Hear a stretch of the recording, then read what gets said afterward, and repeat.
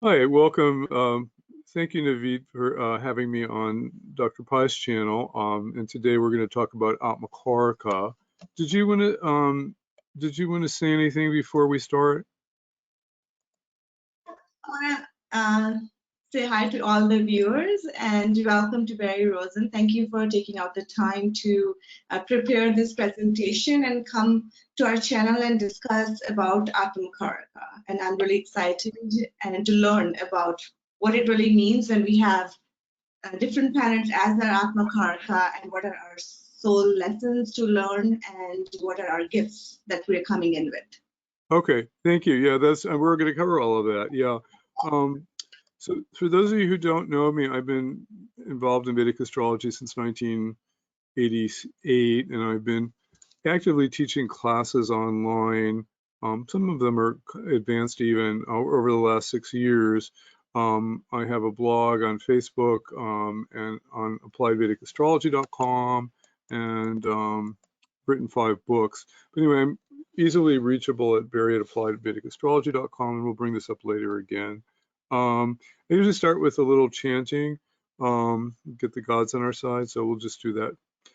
Om Ganeshaya Namaha, Om Ganeshaya Namaha, Om Ganeshaya Namaha, Om Ganapatiye Namaha, Om Ganapatiye Namaha, Om Ganapatiye Namaha, Vakritunda Mahakaya, Suryakoti Samaprapa, Nirigam Kurame Deva, Sarvakaresha Sarvada, Sahana Bhavatu Sahano Bunaktu Sahaviryam Karavahai, Tejasvina Vatitamastu Ma Vivishai Vahai, Om Shanti Shanti Shanti, Om Aditaye Samaye Mangalai Buraye Cha, Guru Shri Krishni Vishta Rahavekitave Namaha, Om Asatoma Sadgamaya, Tamasoma Jyotir Gamaya, Mrichoma, Amritam Gamaya, Om Shanti Shanti Shanti. Okay. So again, I want to acknowledge a lot of my teachers that have contributed to this lesson: Robert Koch, Andrew Frost, Camilla Sutton, Sanjay Roth, and Visti Larson.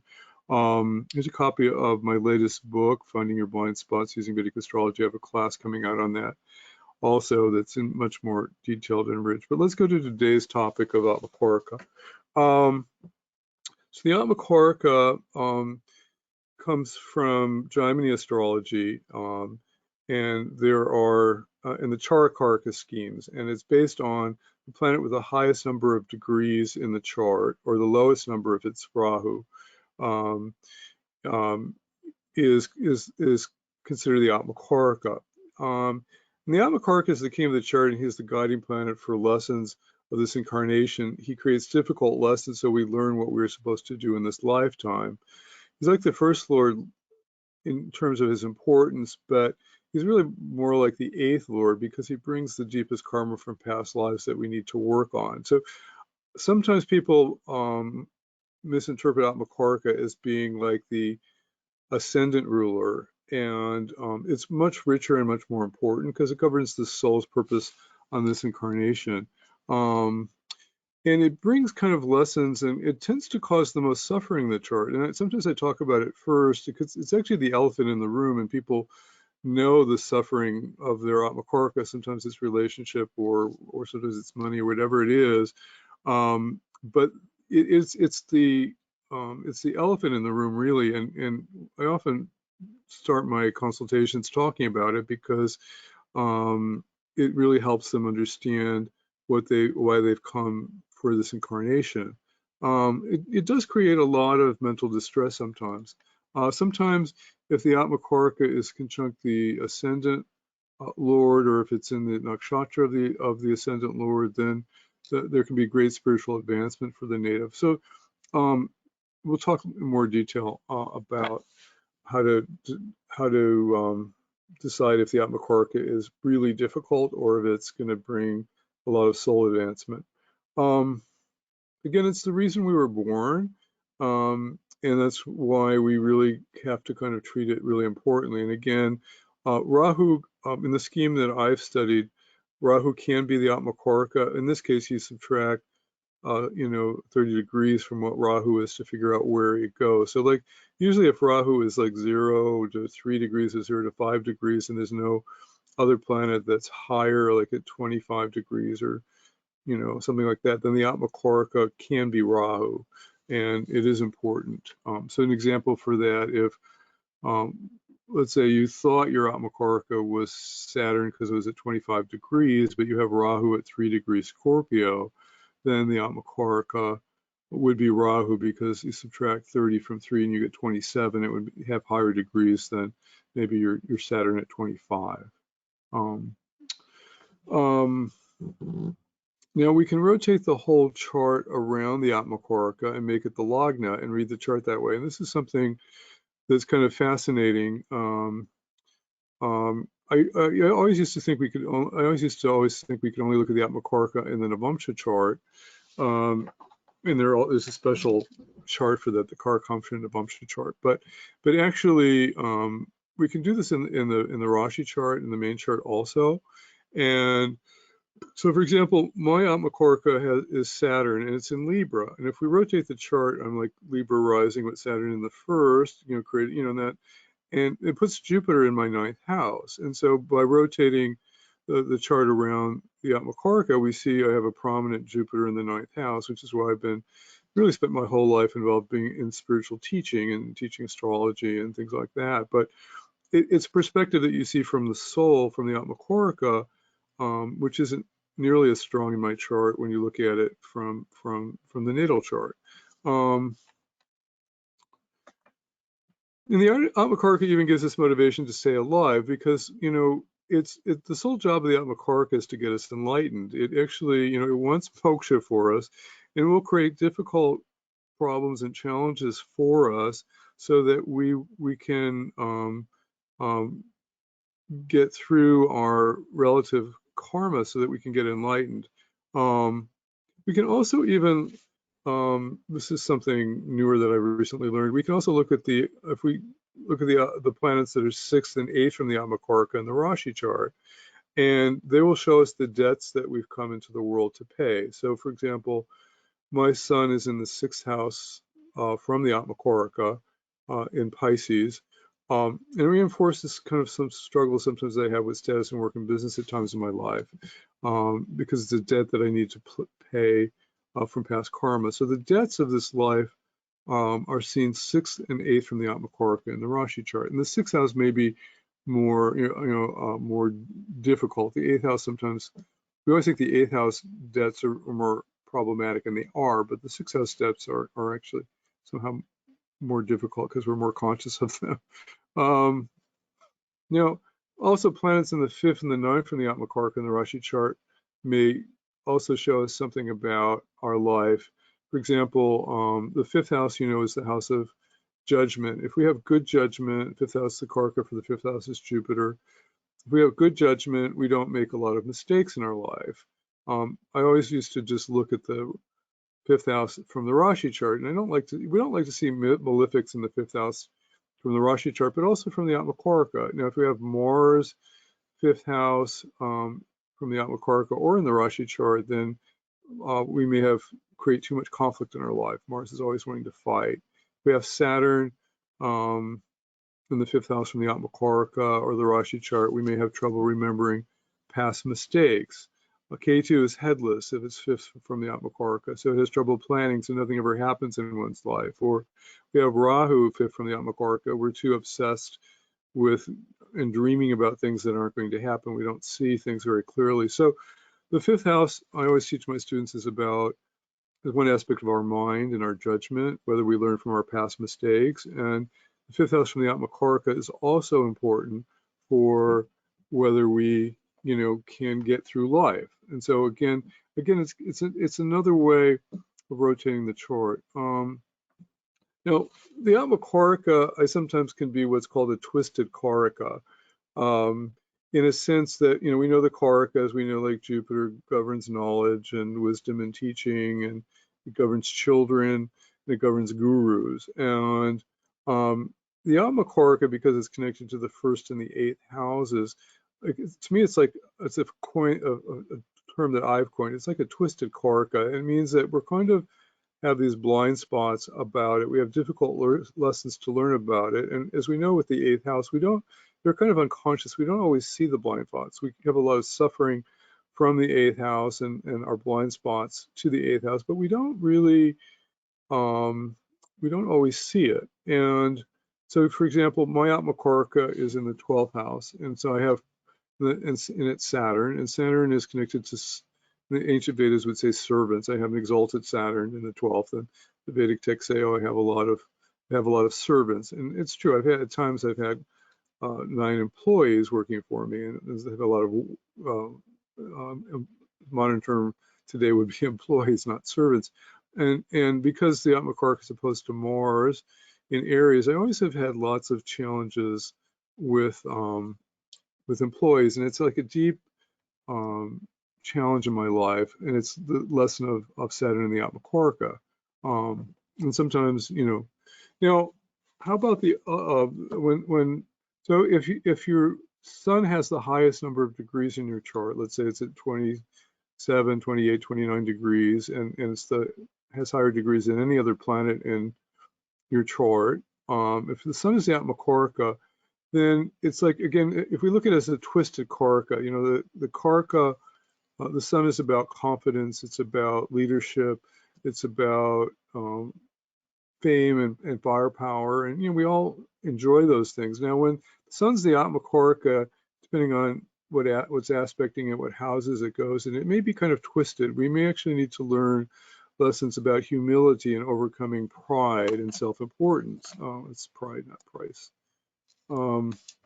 So the dark side of the Atmakarka the dark side of the Karaka comes out. So it's kind of like it's twisted.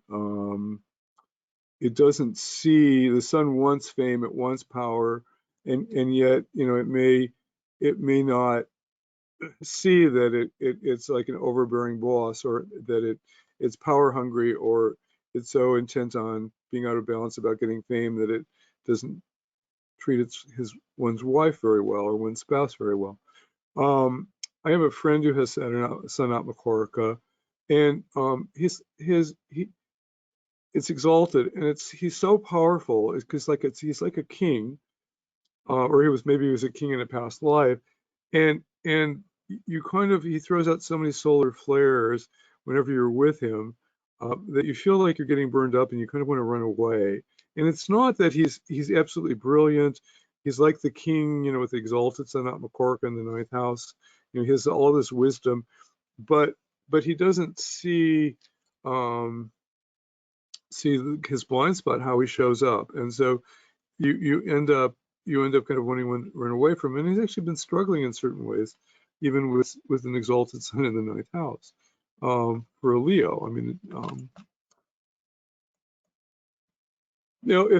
sometimes the dark side of the Atmakarka come out. So sometimes when we evaluate the Atmakarka, if it's afflicted, let's say by another malefic, if it's in a difficult house, like the 12th house for the sun, or if it's in Libra, or Aquarius, where the sun has a lot of dignity, then the darker side of the Atmakarka may come out. It may lack focus and organization and discipline, may have ego issues, may have issues with father, maybe have an overbearing boss at work, and it has to learn to overcome self-importance and self-aggrandizement.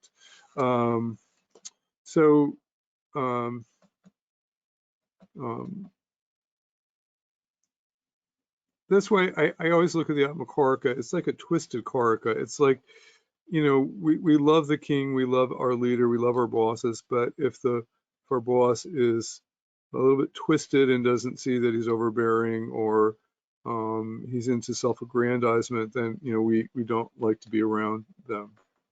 I just realized that if you have questions, I've moved the you might have to ask them on the chat, but it's okay. I'm gonna just unmute you for a second. And do you have any questions so far? No, so far we're good. We're good so far. Okay, great. Okay, I'm gonna mute you again. So if the moon is the Atmakarka, I think this is a difficult one, because the moon changes signs every 2.5 days. And what's the moon about? It's about searching for happiness. It's about being compassionate and sensitive. So if you have moon Atmakarka, you actually have to learn how to be more compassionate and more sensitive to others. And it's a very hard thing to do. So the Atmakaraka lessons are really hard for us to do, and because we may be blind to them because they're connected to the eighth house, or we just it's just the hardest thing for us to do. And so, how do you teach somebody to be compassionate and sensitive? I mean, they almost have to go, take classes, or just from many difficult lessons that come out of this. They may eventually get it.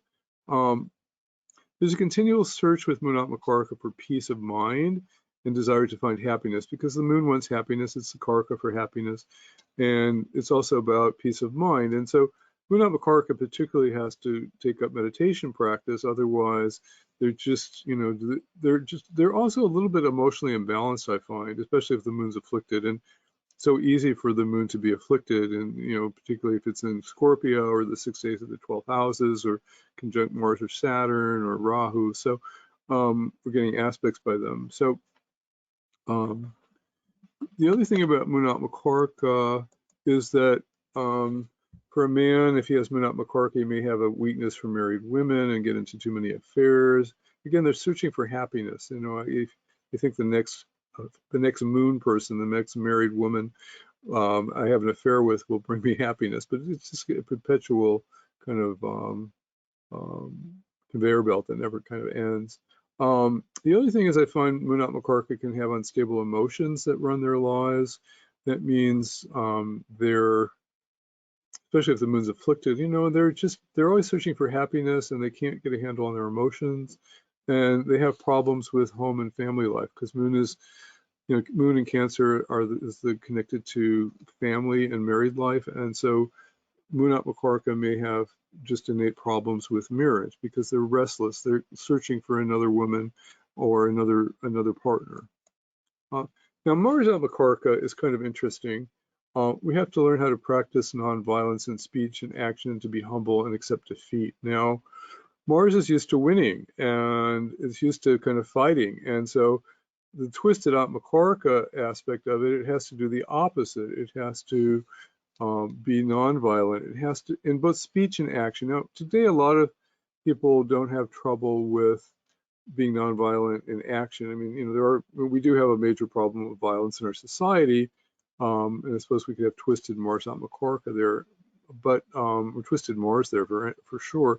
But we can fly off the handle with our speech, and so we have to kind of curb our angry speech, curb our violent speech toward others, and not harm others when we have Mars Atmakaraka. I mean, Mars has a lot of firepower, and it has to learn how to harness that energy in service for others. The highest aspect of Mars is service to the king, service, in the military, service to the guru. And when it's out of balance, Mars is a mess. And so Mars Atmakaraka has to learn how to deal with repressed anger and to channel its energy and firepower to help mankind, and that solves the problem. Sometimes if Mars is very afflicted, like in Cancer or in Aquarius, which are particularly bad signs for Mars, or if it has difficult aspects from K2, it may give laziness and negative thinking and weakness of the nerves and lack of energy and physical strength. They may need to sleep a lot. Now, this is more true if Mars is very afflicted by Saturn, or if it's in the sign of Cancer, or in maybe in a Mars nakshatra.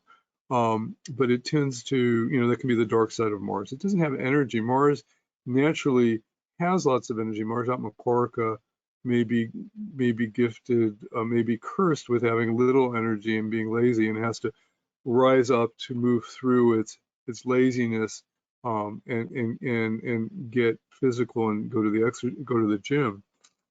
Mercury Atmakaraka. Now, Mercury Atmakaraka has to learn to speak the truth and communicate that which is uplifting to others, and avoiding gossiping. So when Mercury is out of balance, it tends to gossip, and we know where that gets people. You end up losing a lot of friends because they hear about what you said about them. So you have to kind of, Mercury Atmakaraka has to speak the truth directly, and has to uplift people and not get into gossiping. Mercury Atmakaraka can be over analyzing if Mercury is weak, particularly in if it's in the fourth house, it tends to be over analytical. So we have to move more. Mercury has to learn to move more into its heart. I often send people with Mercury Atmakaraka to Toastmasters. They need to learn how to communicate more clearly.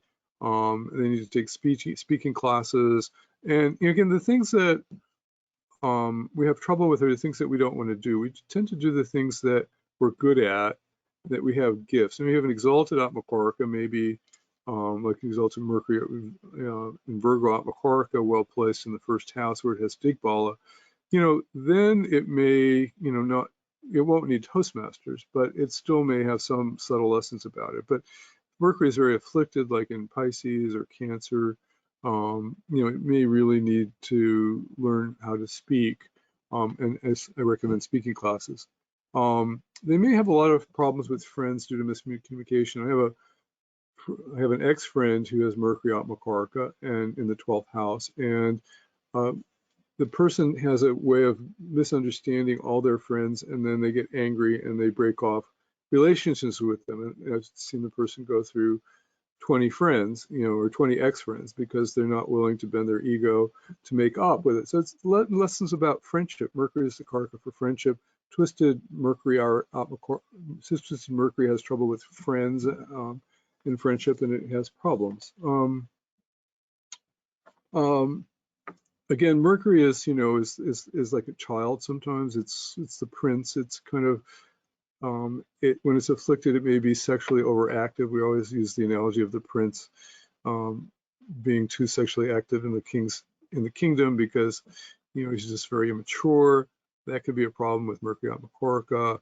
Maybe irresponsible and have a superficial mind or the ability to learn and focus. So again, if Mercury were afflicted by Saturn or K2 or something like that, they may have learning disabilities, and that's part of Mercury Atmakaraka, learning to kind of embrace, put the extra effort into speaking clearly, learning, and not being lazy about learning. So those are all important things to know. Any more questions? I just pause for questions real quickly. I just unmuted you. Just two questions. So, yeah. Atmakaraka being weak versus exalted or powerful, how is it going to affect the person versus being it in the difficult houses like 6th, 8th, or 12th house? Yeah. Okay. I'm going to come to that a little bit later in the talk, but I will talk about it. So obviously, we'd rather have an exalted Atmakaraka than a debilitated Atmakaraka, but it's not like it won't still give problems. Again, like everything in Vedic astrology, we have the planet in a nakshatra, where it's in the navamsha chart, what house it's in, and so there's always like an infinite number of possibilities. But like I said, I gave the example. Let's say if you have Mercury Atmakaraka exalted in the first house, where it has Digbala and Virgo or something, in your Virgo rising, it will have a lot of energy to complete its mission because it may have some distortions. Maybe it has some problems with friends, or maybe it has some problems with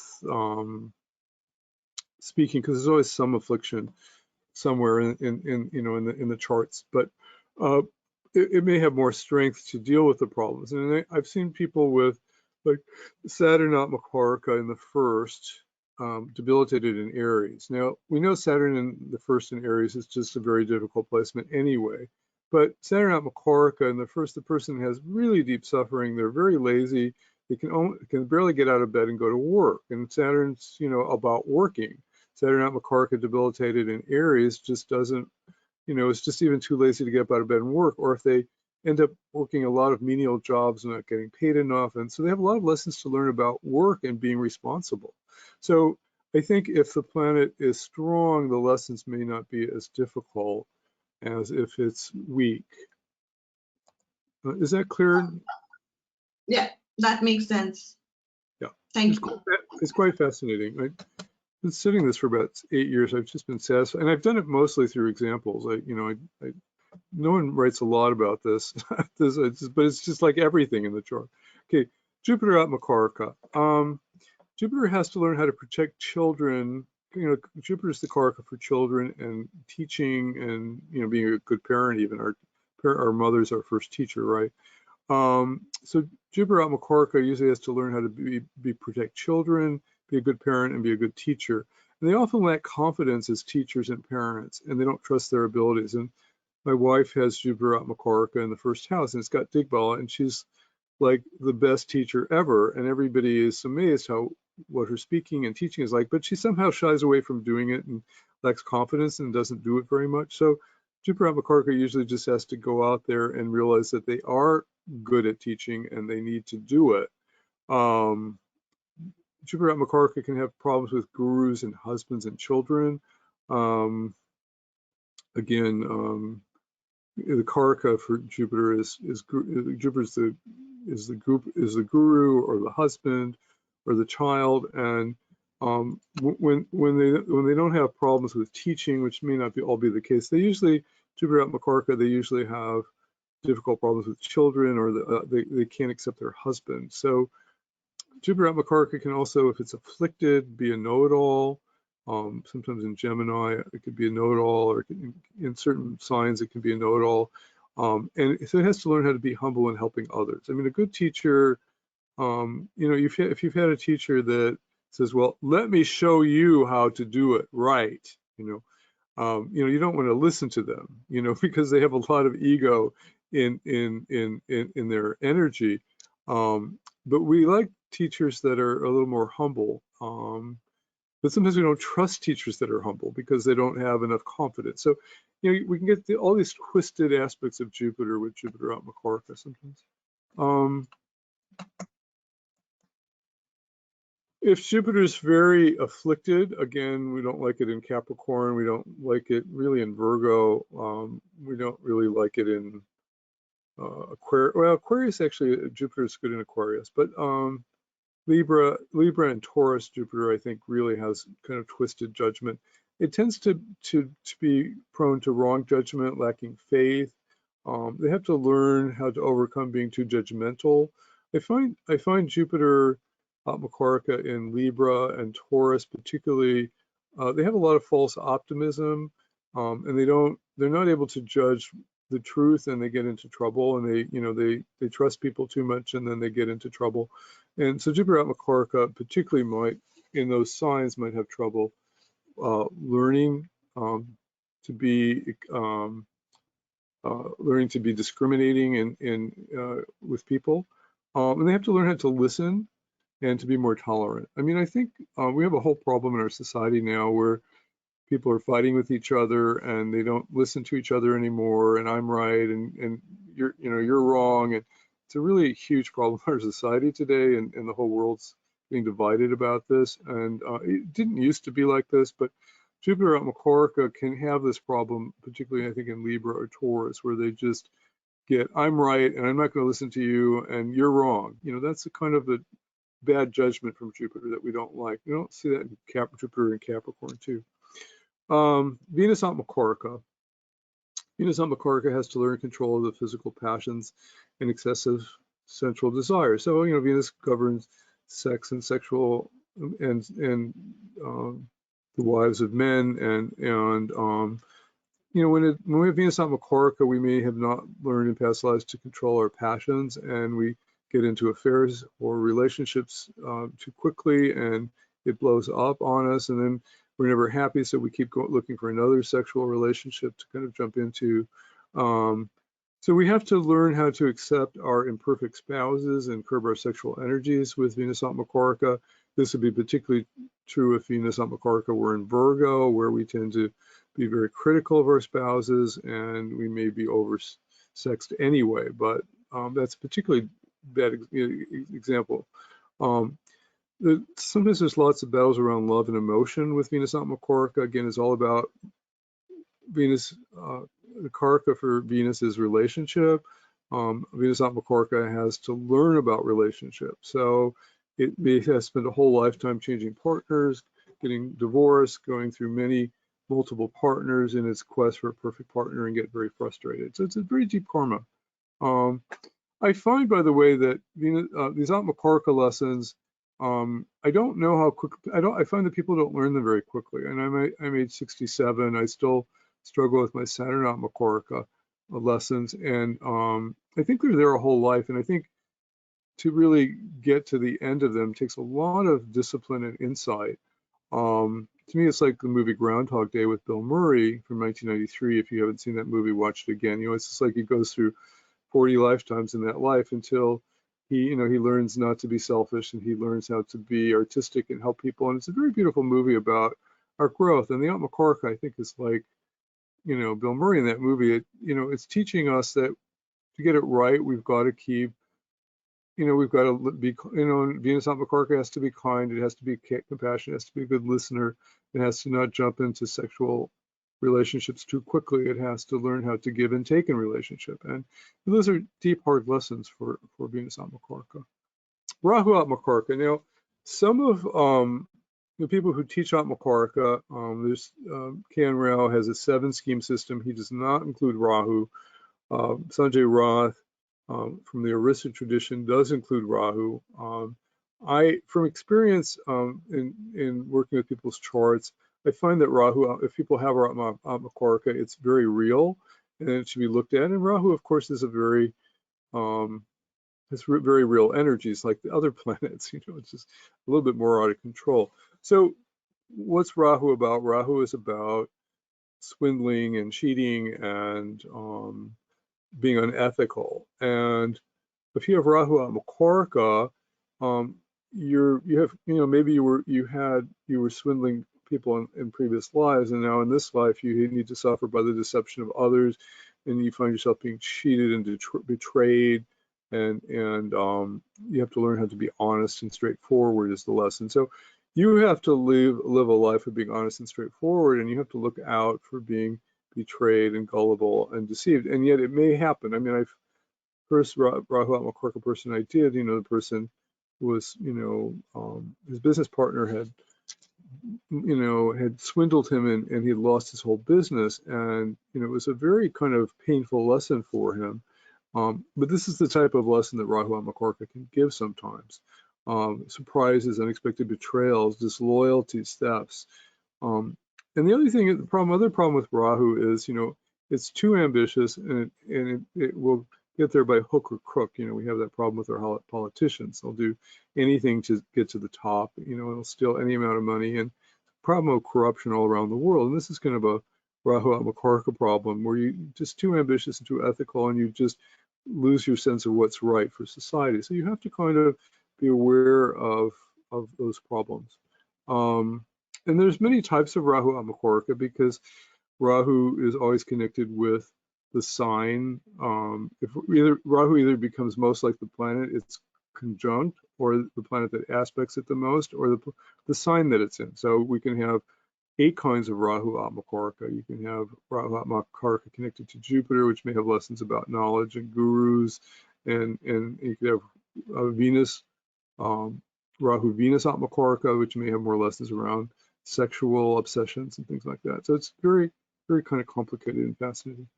Now, Saturn Atmakarka, which is the one I know best, Saturn is mine. Saturn is the Karaka for suffering and pain and sorrow, right? So if you have Saturn Atmakarka in your chart, you need to share the sorrows of many others and support them. So again, it's like Moon Atmakarka. We have to learn to be compassionate. We have to kind of like, Saturn can be cruel, if it's not compassionate. It can say, oh, your problem, I'm not dealing with it. But actually, Saturn Atmakarka has to get in there and help others and deal with other people's sorrows. Now, as a Jyotishi, I naturally am doing that. So maybe I think I worked through my Saturn Atmakarka. But sometimes, I realize I still could be judgmental about people with problems. But on the other hand, I've gotten so tired of running in to try to fix and help people that I have to watch that tendency. So it's a real fine line, razor's edge. You may also have had a past incarnation where you violated the freedoms of others and suffered, and now you must help others through their suffering. So, again, sometimes we can understand the past lives from the Atmakarka, because if we weren't very, with Rahu Atmakarka, if we weren't if we were kind of a swindler and a cheat in past lives, then now we have to go through that this life. And if Saturn Atmakarka in past lives, if we controlled others, Saturn likes to be controlling. If we controlled others too much, and created suffering by controlling them and dictating what they did, then now we have to suffer from them. Now, I have a bunch of case studies. I'm going to focus a little bit more on Saturn Atmakaraka for my case studies. I have a lot of case studies for Saturn Atmakaraka. Before I go into the case studies and then how we judge the Atmakaraka, because by the houses, the aspects, the nakshatras, do you have any questions? I'm going to unmute you. So good question. Just when you mentioned about Saturn Atmakaraka, what if someone's Atmakaraka is conjunct Saturn? Will they have the these, like, what can that be applied? What is talked about Saturn Atmakaraka? Yeah, it depends what houses might be involved and what rising signs involved, because Saturn is a good planet for Taurus and Libra, and so it may have, but it's a really good question. The planet that the Atmakaraka is conjunct, the houses that it's in, aspects to the Atmakaraka, the nakshatra that's the Atmakaraka is in, they all influence the lessons. So again, we gave some very general ideas here, and to diagnose specifically what is happening, you have to look at, like everything in Jyotish, you have to look at 5 or 6 things. You have to look at, the dignity, the house that it's in, the aspects, the nakshatra, the placement in the navamsha chart, and all of those will give us additional information. So I will get into that a little bit later in the talk, but good question. Okay. Okay. So here's a case. Here's Elizabeth Kubler-Ross. She's one of my heroes, and I didn't realize until we both have exalted Saturn Atmakaraka.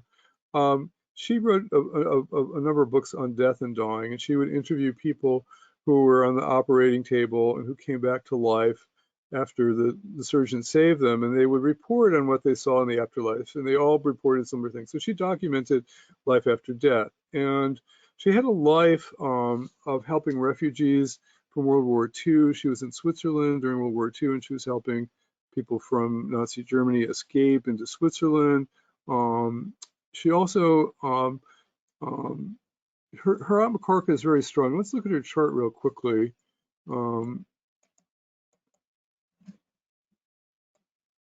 Okay, so she's Aquarius rising, ruled by Saturn, and she's got Jupiter in the first house, which is Digbala and has a lot of strength there for teaching.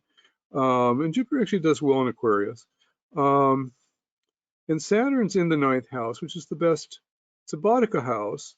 Her Saturn is almost at the exact same degree as mine is, and really funny that I like her so much. There are lessons for her. I mean, she did have a lot of, she had to emigrate from her home country, from Germany into Switzerland, and she ended up emigrating a number of times in her life, and that's kind of a 9th house thing, on a 12th house thing also, with Aquarius owning the 1st and the 12th houses. But in this case, the Atmakaraka is very strong.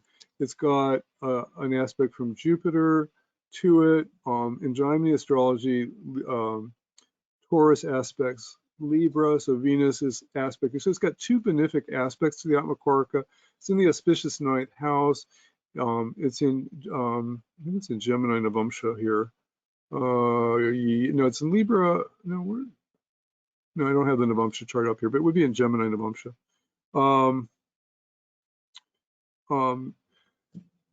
So in this case, this Saturn Atmakaraka has a lot of dignity. It's exalted. It's got 2 benefic aspects. It's in a good house, and she had some struggles with the Atmakaraka, but she helped people. She was helping refugees in World War II, and she was doing the type of thing that Saturn Atmakaraka needs to do. So I think she quickly learned her Saturn Atmakaraka lessons. We'll get into other examples in a minute, but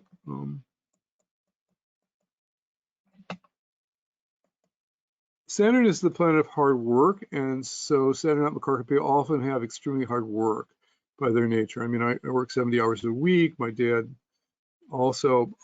Lucille Ball has Saturn Atmakaraka. We'll look at her chart in a minute.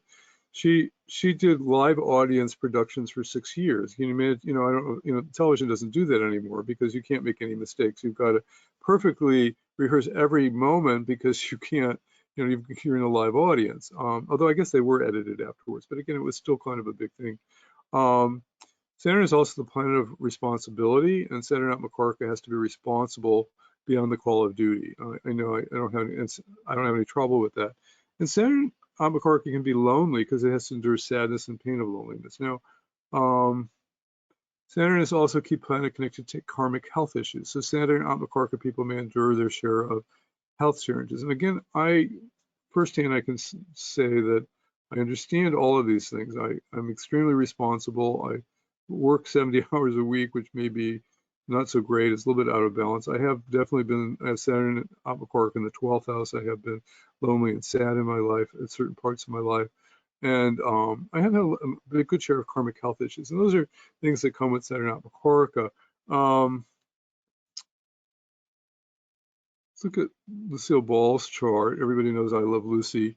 When I saw this chart for the first time, I was surprised. You know, she has Saturn Atmakarka at 26 degrees Aries. So her Atmakarka is debilitated.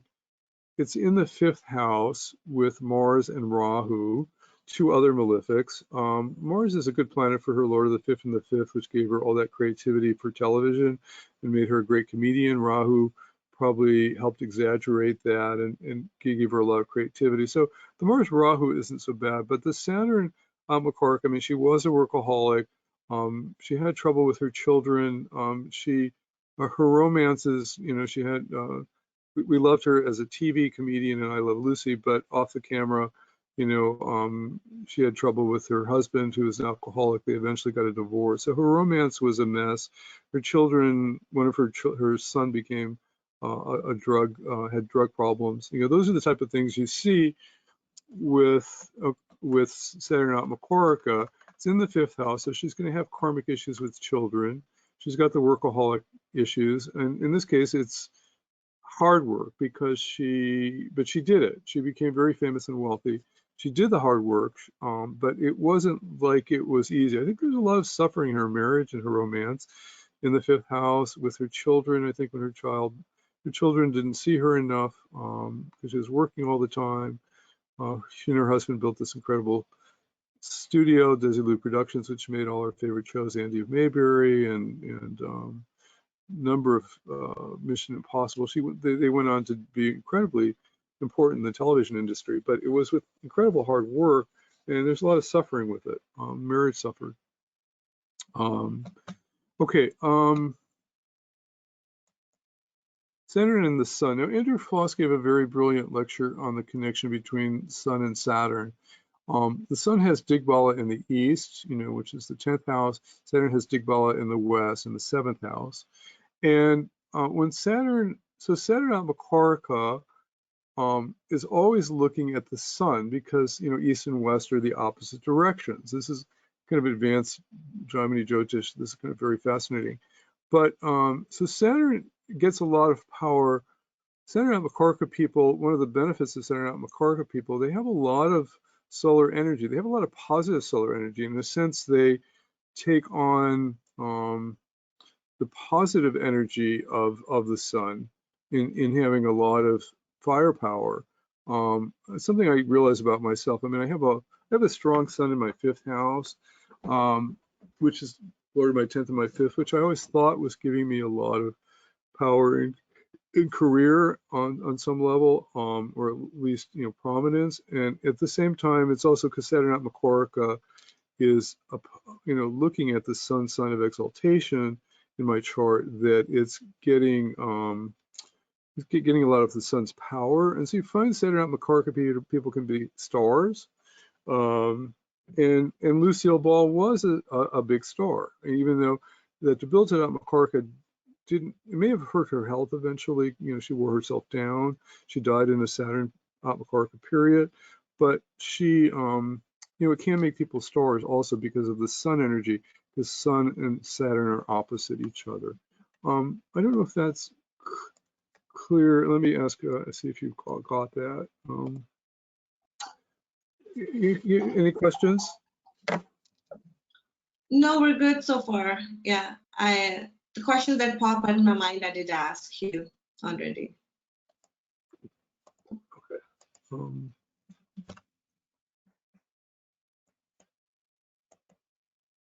So famous Atmakarka stars, again, Vanessa Redgrave, John McCain. John McCain was a senator from Arizona for many, many years. Aquarius riding with Saturn Atmakarka, and Aquarius looking at Leo. I mean, he was Vanessa Redgrave, Saturn Atmakarka in Aquarius looking at Leo. So you can see how, here's Vanessa Redgrave's chart. Her exalted, she had a lot of political problems. Aquarians are always into society. She had all these political causes. She got fired because of all these political causes. So she had a lot of problems learning about work, but Saturn has a lot of dignity in Aquarius. The energy of the exalted Saturn, or the Saturn in Aquarius looking at Leo, made her a star, because the west is looking to the east. It takes on the east energy. And Saturn Atmakarka pulls the energy of the sun here. John McCain also, I don't know if I think I have his chart here. John McCain also, same chart, interesting, almost. He's got Saturn in Aquarius Atmakaraka. He's got Sun in Leo. So again, Saturn's looking at the sun. He's all into political power. Okay, now let's move on and say, how do we diagnose the Atmakaraka? So we said we look at dignity, we look at house, we look at we'll look at the navamsha chart. Even we can look at what nakshatra it's in, the lessons that the soul has to learn. We can also look at aspects and planets conjunct the Atmakaraka, and all these things will tell us more specific information about the lessons of the Atmakaraka. So every detail on the chart will reveal something about the nature of the planet, and in this case, the Atmakaraka. We always forget that about Vedic astrology. It's encyclopedic. Every degree, every nuance tells us something about the person. So sign, houses, yogas, aspects, placement in the D9 and Varga charts, what pada the Atmakaraka it's in, what nakshatra it's in.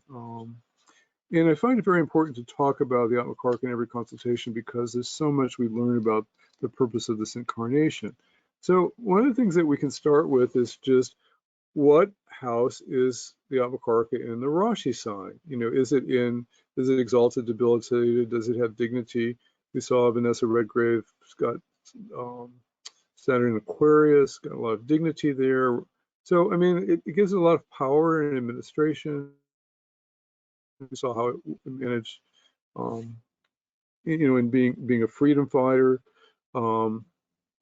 Again, so if the Atmakaraka is Vergotama, it brings the blessings of Shiva and Vishnu, so it brings a lot of strength. We really like Vergotama Atmakarkas, and we also like them exalted and in their own sign. They have a lot of strength to complete their mission. We saw that with Elizabeth Kubler-Ross. We went over that chart already. Again, it's in the 9th house.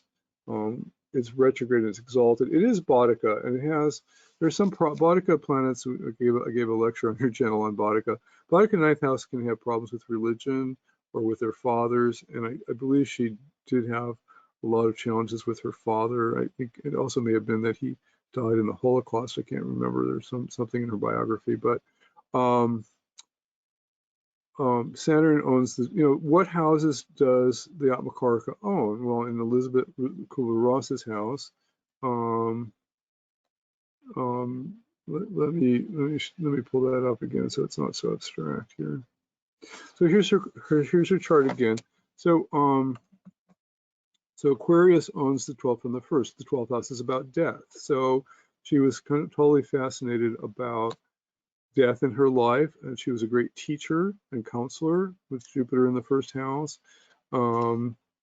Saturn owns the 1st and the 12th house, so the Atmakaraka has great lessons to learn about death and dying, and that's what she spent her life doing, and helping others learn about death and dying. And then Venus aspecting Saturn, and we have a Gemini aspect from Taurus to Libra here. And Venus is in Saturn's in Gemini navamsha, so she ended up writing the Atmakarka is in Gemini, so she ended up writing about death and writing numerous wonderful books on death and dying. So very powerful. And Venus, the Venus aspect, Venus is the best planet for her, or the fourth in its own sign, fourth house. So she was able to deal, she had a lot of happiness in her own life, was able to deal with some of the Saturn Atmakaraka issues more easily with the Venus aspect. Okay.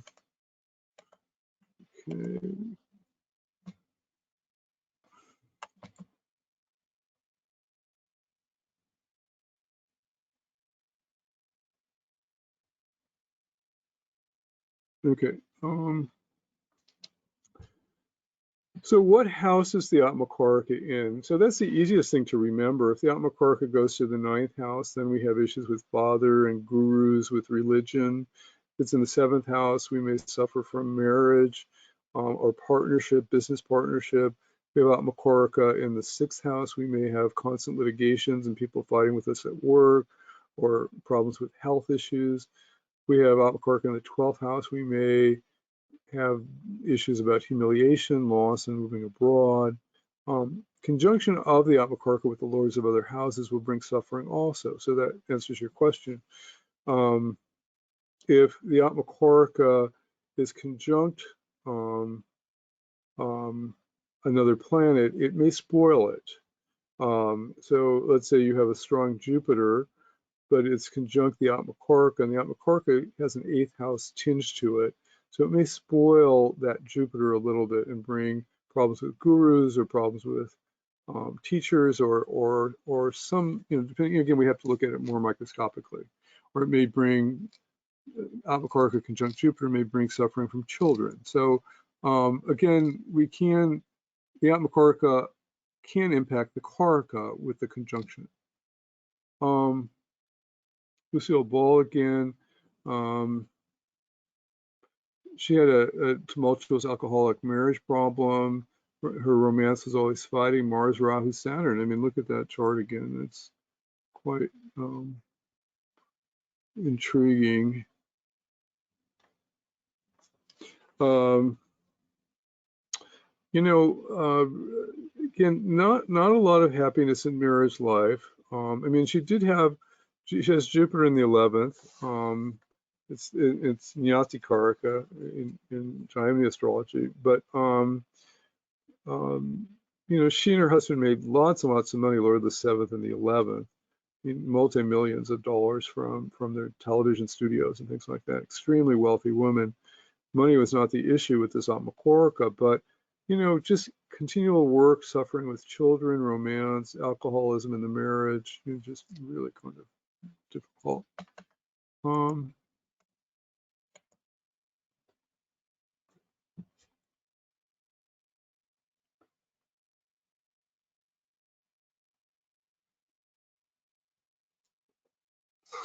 Here's a case of Bill Walton. He's got Saturn Atmakaraka in the 4th house. A great basketball player with the Portland Trail Blazers, and he was, he's got a very interesting Atmakaraka. Now, normally we don't really, what do we know about Saturn in the 4th house? Well, it spoils domestic life. It spoils happiness. His first wife divorced him. He was always too busy with his basketball. And that's a very painful thing to go through. He also had many sports injuries. In Gemini astrology, the dual signs aspect each other. So Saturn has a full aspect to Mars here for causing accidents in the 7th house. Rahu's also aspecting Saturn, giving him a lot of anxiety. But there were only he may have had 20 seasons as a basketball player, but only 2 of those was he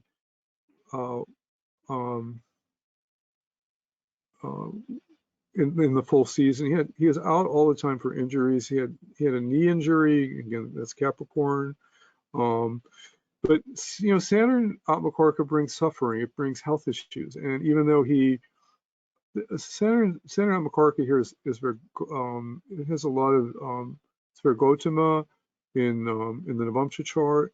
So that really kind of strengthens it, and that gives a lot of soul mission. He did have a second happy marriage, but again, a lot of suffering with health with Saturn Atmakaraka. Nakshatras in Atmakaraka. Now, this could take a whole hour if we did it right, because your viewers know nakshatras well, I can very quickly go over it, but I'm probably not going to do justice to it. What nakshatra is the Atmakaraka in? Is the Atmakaraka coloring the destiny? I find that the mythology of the nakshatra deity will play out in the person's life extensively.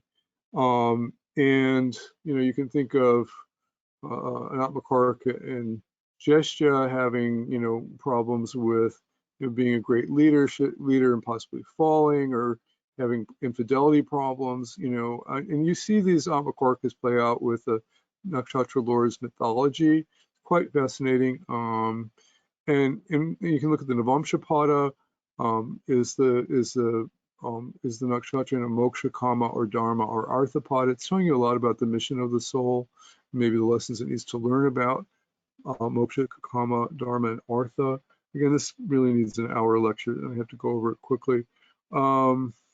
I was going to do my chart, but I'm going to be shy here and move on. But anyway, I just realized I can't really.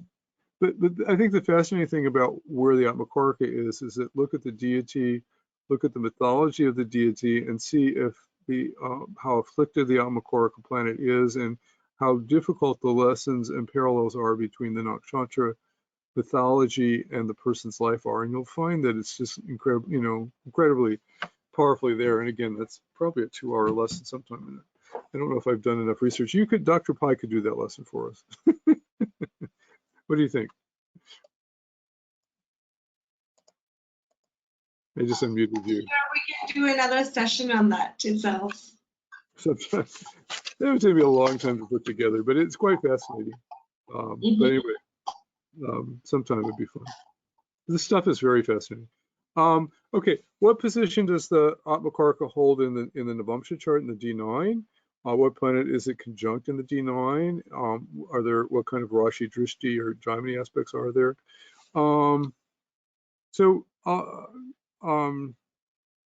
We'll look at my chart for this one because I just know it well enough.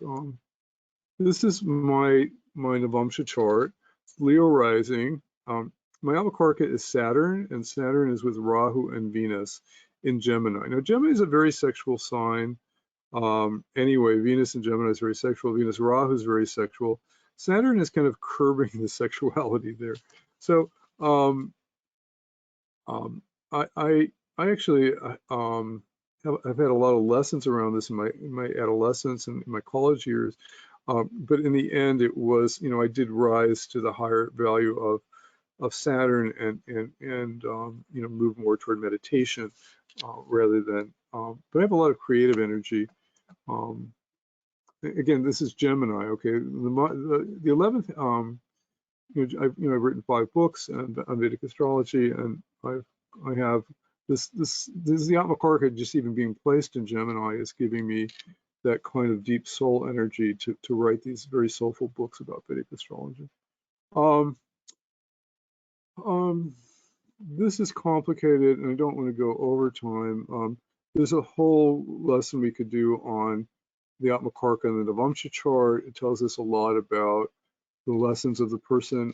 I find out I don't end up using it as much. The one that I use most is you don't want the Atmakaraka in the 6th or the 8th house in the Navamsha chart, because then you have vexing problems which are hard to solve, health issues, domestic issues. But for most part, the Atmakaraka will do well in all the other houses in the Navamsha chart except the 6th or the 8th chart, and then it has many challenges from past life, and it has to propitiate Saturn. Nakshatra we talked a little bit about.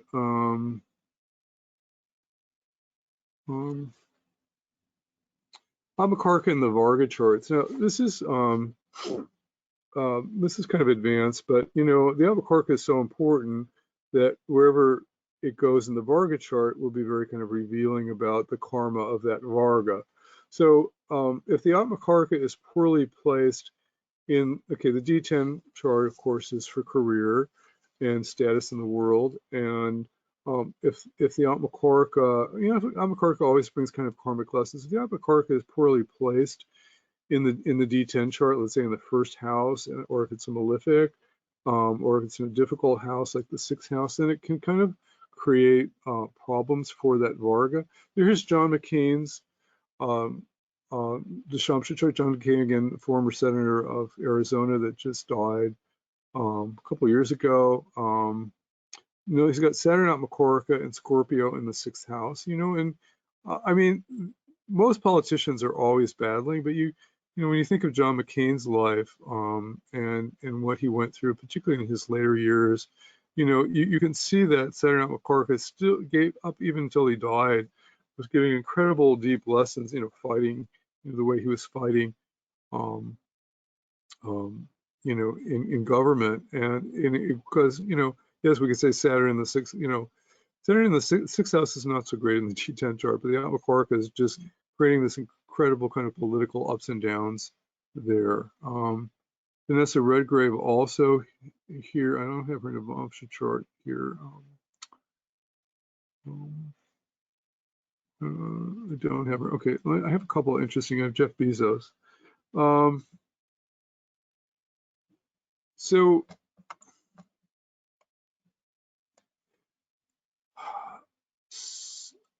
Capricorn Atmakaraka, I'm sorry, if you have, there's certain signs of the zodiac that are more charged. Capricorn, Aquarius, and Scorpio, if you have them in your, any planets you have in your natal chart there, in your Varga charts, they have deeper karma. Capricorn, deep suffering, hard work. Aquarius, you know, co-owned by Saturn and Rahu, brings deep suffering. Also, Scorpio always, you know, is always a mess because it's the natural 8th sign of the zodiac. It always brings deep karma from past lives and things like that. So when you have the Atmakaraka in Capricorn, Aquarius, or Scorpio, it tends to bring more suffering and more karma to work on. We saw that with Vanessa Redgrave. But let's look at Jeff Bezos. We don't have his time. Jeff Bezos, of course, is one of the wealthiest people in the world, not any longer because of Elon Musk, but because of his of ownership of Amazon. He recently retired. We're guessing that he's Aries rising. He's got an exalted Mars in the 10th with Saturn in its own sign, Atmakaraka. We can get a lot of bald people with Aries rising, as you know. So we're guessing that Jeff, we don't have his time, but we're guessing Aries rising here. But Saturn Atmakaraka is in Capricorn with the exalted Mars. Now, this is complicated. If you remember, Amazon had this huge scandal about underpaying its workers, paying them $15 an hour, not letting them take bathroom breaks. Jeff was fighting the unionization of his workers and things like that. So again, here's somebody who probably has a lesson to learn. Senator Atmakarka has to learn how to treat employees better.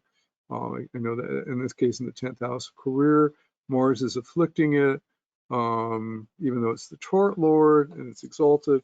I don't know if he's learned those lessons. I don't think Amazon has changed their employee practices. I think maybe they're getting better wages now, and maybe they're getting bathroom breaks. But you can see how that karma is kind of working out there. And again, it's Capricorn, Atmakarka and Capricorn. Jeff Bezos worked incredibly hard. It's not, we know him as this incredible titan now, but when his company was just a bookseller, unbelievable what he went through to build his company. So he had lots of, but Saturn had the ability to work hard in Capricorn as the Atmakaraka and probably and be successful. And the exalted Mars, Lord, with that incredible yoga, Mars exalted in the 10th for Aries, and just being very powerful for his achievement. say Aquarius Atmakaraka is often difficult because Saturn co-owns Rahu and Saturn, and we have the life of Hermann Hesse here, one of my childhood authors. Hermann Hesse was a German author. He got the Nobel Prize in 1949 for the glass bead game. In the 60s, he was an icon of the hippie generation for books like Siddhartha and Steppenwolf and Damien, and you know, we read, you know, as a 60s hippie person, and we loved all his books. A very difficult life. Saturn Atmakaraka with Mars and Rahu in the 4th house in Aquarius. Now, Aquarius is particularly karmic. Saturn, even being in its own sign, is karmic, but he was a lifelong alcoholic. I mean, he eventually did get the Nobel Prize. He wrote, you know, probably 25, 30 books. But a very difficult life. Saturn, you know, Rahu has dignity there also. Mars is the chart lord, along with Ketu. 4th house of happiness, you know, just, you know, I think he had an extremely difficult relationship with his mother, Saturn Atmakaraka, you know, you can imagine in the 4th house, even though there's dignity there. But I think he was a lifelong alcoholic and very difficult life with Saturn in Aquarius and 2 afflictions to the Atmakaraka. Vanessa Redgrave, also Saturn Atmakaraka in Aquarius. In this case, she has a little, in Gemini astrology, Libra aspects, Aquarius, so she has a Mars aspect to her Saturn Atmakaraka, but Saturn Atmakaraka is at the end of the sign here, and Jupiter's nakshatra.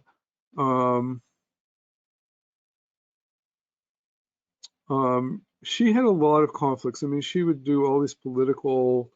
She was an environmental activist and animal activist, and she was revolutionary. She would get into trouble in a lot of her films because she was becoming this controversial activist, which is something of Saturn in Aquarius. I think the Mars just kind of made it more intense. I don't think it creates a lot of peace. I think you get the, you know, we look up to Vanessa Redgrave as this incredible actress. You know, she got a number of Oscars and Oscar nominations. Amazing person with humanitarian work, and you know, there's just a lot of suffering there. Okay, so I don't want to go too much longer. We've gone 70 minutes, and you know, all this material is kind of endless. Those of you who are interested in my work, you know, please visit appliedvedicastrology.com. You can email me at barry@appliedvedicastrology.com. I do consultations. I teach classes. I have over 50 canned classes. My next live class, which starts on September 10th or 11th, Finding Your Blind Spots Using Vedic Astrology, about unconscious patterns. And it's much bigger than my book. My book kind of outlines a couple things. It's really the title I use for my book, but the class that's coming up is very powerful. Thank you for having me. Any closing comments and questions here before we end up here? Let me unmute you. I'm sorry, I didn't mean to. Okay, so I'm having trouble unmuting you. Let's see. I'm going to make you the presenter here. So you can take the mic, and you've got the camera if you want to say anything in closing. And I've got to unmute you again. I don't know what happened.